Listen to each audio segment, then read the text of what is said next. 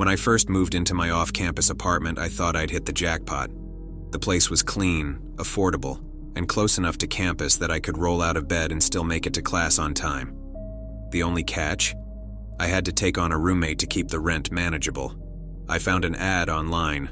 Roommate wanted. Clean, quiet, responsible.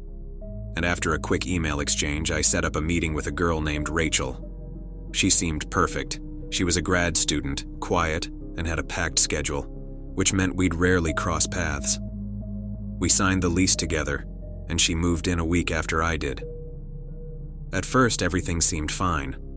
I'd see Rachel's stuff around, her coffee mug in the sink, textbooks on the kitchen table, shoes by the door. But I rarely actually saw Rachel herself. I chalked it up to her schedule. Grad students are always busy, right? A week passed, then 2. I'd hear noises at night, the floor creaking, the bathroom door shutting, faint footsteps in the hallway. Normal apartment sounds, I told myself. But what wasn't normal was how I never saw Rachel. Not once. One evening, I decided to wait up for her. I made some tea, settled into the couch with a book, and waited. Midnight came and went.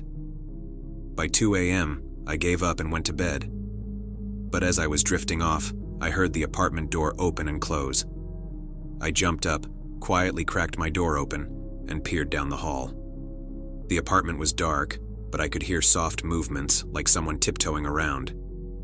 "Rachel," I called out softly. No answer. I felt a chill but brushed it off. Maybe she was just tired. I went back to bed, telling myself I was overthinking things. But over the next few days, the weirdness escalated.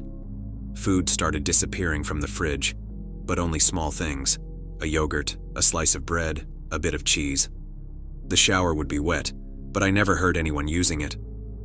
I started feeling like I was living with a ghost. One night, I came home late from studying and found the apartment dark, as usual. But when I went to my room, my door was slightly open. I was sure I'd closed it that morning. Inside, nothing looked disturbed, but I couldn't shake the feeling that someone had been in there.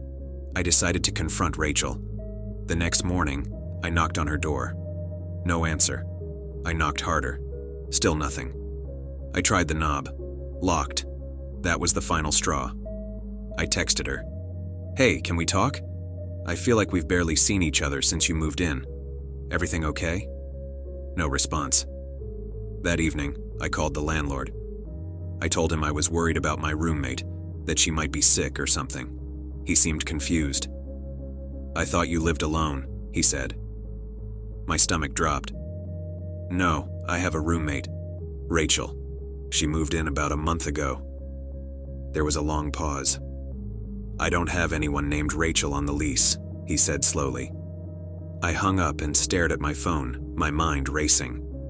I went back to Rachel's door and, with adrenaline surging, I grabbed a butter knife and jimmied the lock open. The room was empty. No bed, no clothes, no Rachel. Just a dusty, unused room. I stood there, heart pounding, trying to make sense of it. I knew I hadn't imagined her.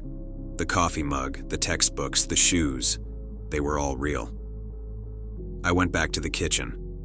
The mug was still in the sink, but when I checked the fridge, the food I thought had gone missing was there. I spent that night locked in my room, barely sleeping. The next morning, I called a friend to come over and we searched the entire apartment. Nothing. I ended up moving out a week later. I couldn't stay there. The unease was too much. I left a note for the landlord explaining that something was off about the place. A month later, I got a call from him. "You were right," he said. "We had to change the locks. The neighbors kept hearing someone walking around your apartment at night after you moved out." I never went back. And to this day, I still wonder who Rachel was, or if she was ever real at all.